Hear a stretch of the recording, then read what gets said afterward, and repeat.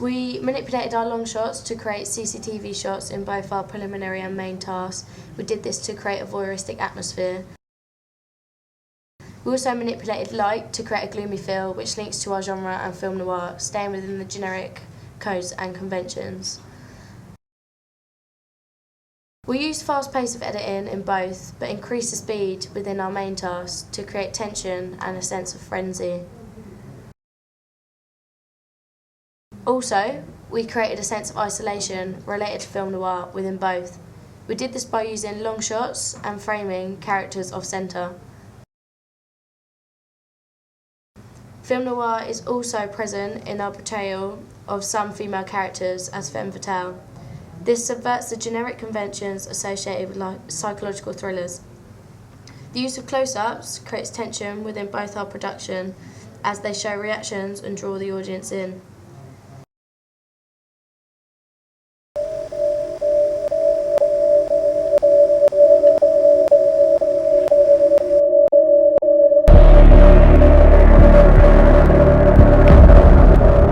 The use of sound is extremely poignant as they create the ominous feel we aimed to create. As a group, we learned a few things over the course of our media coursework. From the preliminary that we created to our final project, we realised that we needed to put more effort into the planning and the storyboarding especially, because we initially ran into some issues where we didn't know exactly what shots were coming next and we had to sort it out after we thought we'd finished filming.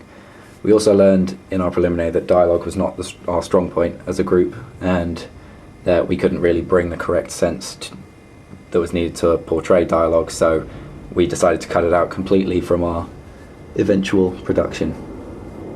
We also learned that we needed to plan more carefully during the filming to ensure that we didn't run into problems that we encountered in our preliminary, which included things like people coming in the wrong clothing, which would have resulted in continuity errors.